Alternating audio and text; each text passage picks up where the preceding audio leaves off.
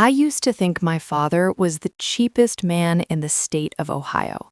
While other kids' dads were taking them to Disney World or buying them new bikes for Christmas, my father, William, was busy counting pennies in a dimly lit watch repair shop that smelled of machine oil and old leather. He was a master watchmaker. He could fix a heartbeat in a mechanical movement that was 100 years old, but he couldn't seem to fix the holes in his own shoes. Time is the only currency that matters, Elsa, he'd tell me, his magnifying glass pressed against his eye. Don't waste it on things that don't last. I hated that line, because to me it felt like he was wasting our time being miserable. He wore the same charcoal coat for 15 winters. He'd walk 3 miles to work in the rain just to save $2 on bus fare. He was a ghost in his own life, a man living on the bare minimum. But there was one thing that didn't fit the poor watchmaker persona. Above his workbench, taped right next to a ticking grandfather clock, was a faded, glossy magazine clipping. It was a 1966 Cherry Red Jaguar E-Type. To car enthusiasts, it's the most beautiful car ever made. To my father, it was a god. Every night after the shop closed, he wouldn't come home for dinner immediately. He'd sit there, staring at that picture, and then I'd hear it, the sound that defined my childhood. Clink. He'd drop a handful of coins or a crumpled $5 bill into a heavy, rusted metal jar labeled The Dream. I remember asking him once, "Dad, why don't we just go on a vacation? You've been saving in that jar since I was in diapers. We could have a life."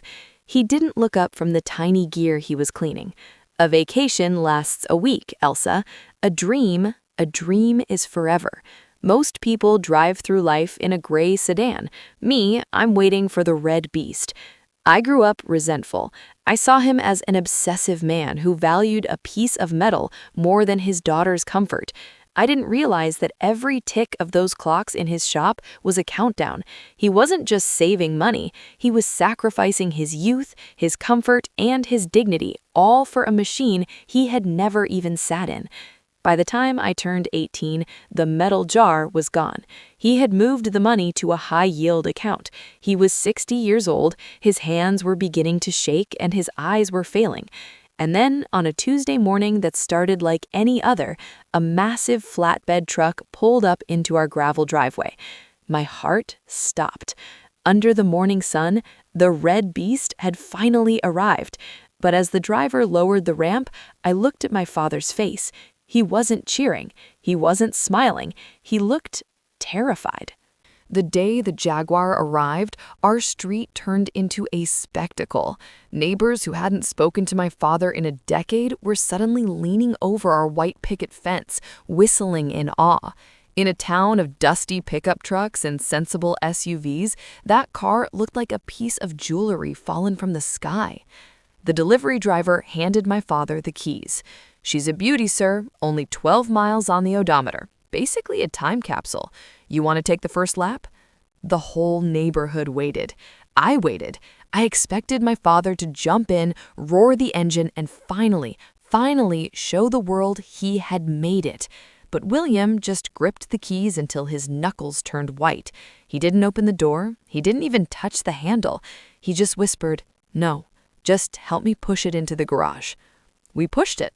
That night and every night after that, the red beast became a ghost. My father bought a custom-made silk cover for it, not cheap polyester, but real heavy silk.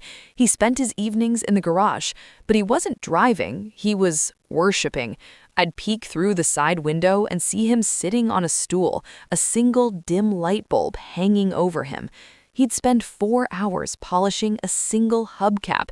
He'd use a soft toothbrush to clean the tread of tires that hadn't even touched the asphalt. "Dad, it's Friday night," I told him one evening, leaning against the garage door frame. "Take it out, drive it to the diner, let people see it." He didn't even turn around. "The world is full of salt, Elsa, dust, arid pebbles. One wrong move and the perfection is gone." Then why did you buy it? I snapped. You spent 30 years of your life, 30 years of our lives living like a monk for a car you're afraid to use. It's just a machine, Dad. He finally looked at me, and his eyes were hollow. It's not a machine, Elsa. It's a promise, and promises are fragile. I walked away, convinced my father had finally lost his mind. I started calling the car the Red Curse. It was a constant reminder of everything we didn't have: new clothes, a better house, a father who was present. Then came the spring of my senior year. The letter arrived in a thick cream-colored envelope. Columbia University. I had been accepted into their elite architecture program. It was my ticket out of this small town, my chance to build things that weren't broken watches. But when I turned the page to the financial aid section, my heart hit the floor. My father's shop didn't make enough to qualify for significant aid, but we certainly didn't have $60,000 a year lying around. I sat at the kitchen table and cried. My father came in, his hands still smelling of car wax. He read the letter in silence. He didn't offer a hug. He didn't say it would be okay. He just looked out the window at the closed garage door. "Go to sleep, Elsa," he said quietly. The timing has to be right." I went to bed hating him. I hated the car. I hated the silk cover.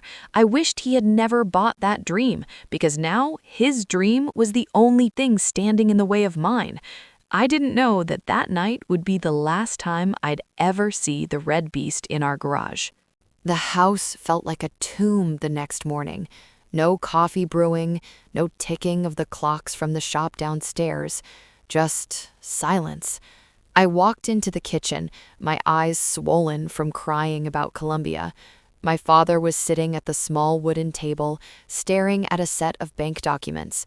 He didn't look like the master of time anymore. He looked like an old man who had run out of seconds. "I can't go, Dad," I said, my voice cracking. "We'll just tell them I'm declining the offer. I can work at the diner, help you with the shop. It's fine." He didn't look up. "The deposit is paid, Elsa. Your first semester of housing, too. You leave in August." I froze. "What? How? We didn't have that kind of money. Did you take out a loan? The shop is collateral, isn't it? Dad, you can't lose your business for me." He finally looked at me, but his expression was cold, stone cold. I didn't take a loan. I realized I made a mistake. That's all. A knot formed in my stomach. I ran to the back door and threw it open. The garage door was swinging in the wind. It was empty. The oil-stained concrete was bare. The silk cover was folded neatly on the stool. The red beast was gone. I turned back to him, trembling with a mix of relief and pure, unadulterated rage. "You sold it? Just like that? After 30 years of making us live like beggars, after choosing that car over every birthday present, every vacation, every decent meal, you just get rid of it the moment things get real?" "I told you," he said, his voice flat. "It was a mistake. I sat in it last night, Elsa. I turned the key, and I realized I'm too old. My legs are too weak for the clutch. My eyes can't track the road at those speeds. It was a beautiful toy, but it wasn't for me. I sold it to a collector in Chicago. He's already picked it up." "You're a liar," I screamed. "You're doing this to make me feel guilty. You want me to go to New York knowing I'm the reason your dream is dead." "Don't flatter yourself," he snapped, standing up. The car was a disappointment. It was loud, it was cramped, and it leaked oil. I'd rather have the cash in the bank than a red headache in the garage. Now, go pack your bags. We didn't speak for the rest of the summer. I moved to New York with a heart full of bitterness. Every time a tuition bill was paid, I didn't feel grateful. I felt a weight.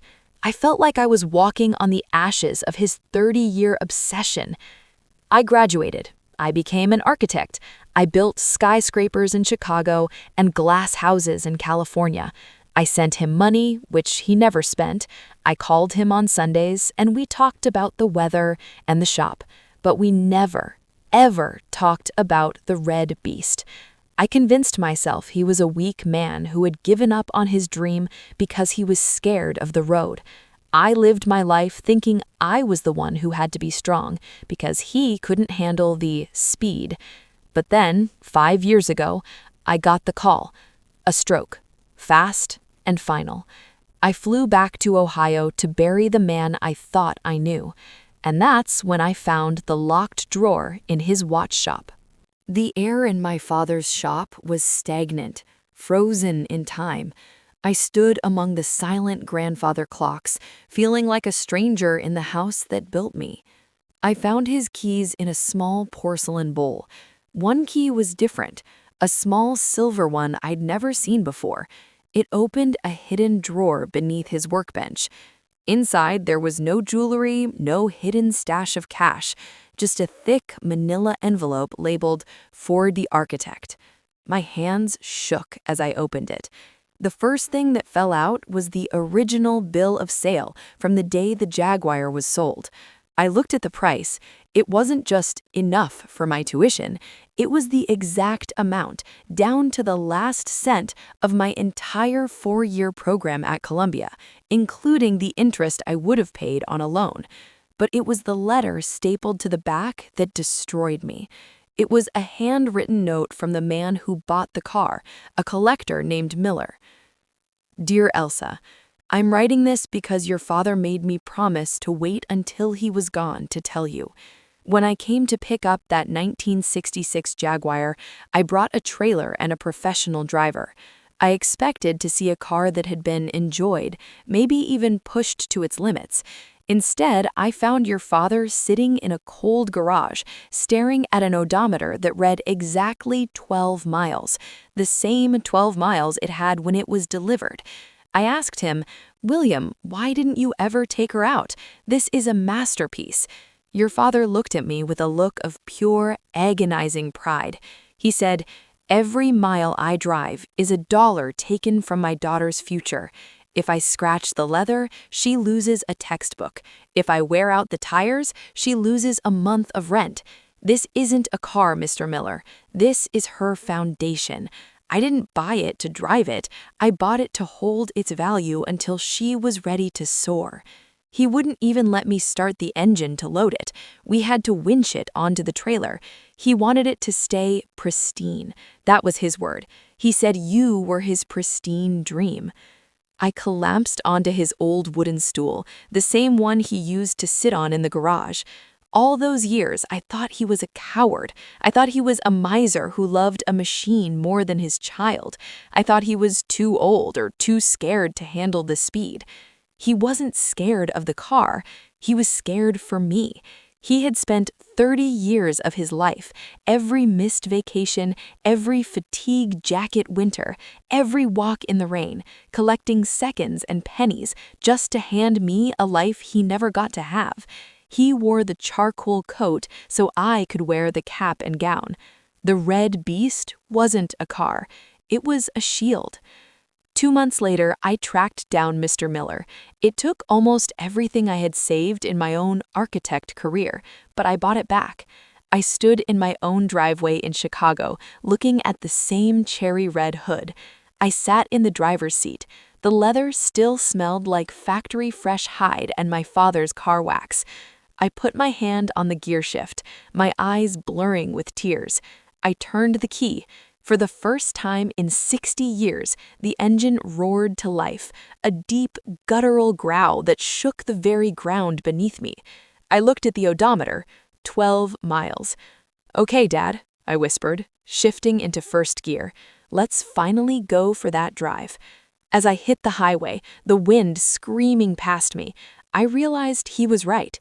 Time is the only currency that matters. And my father?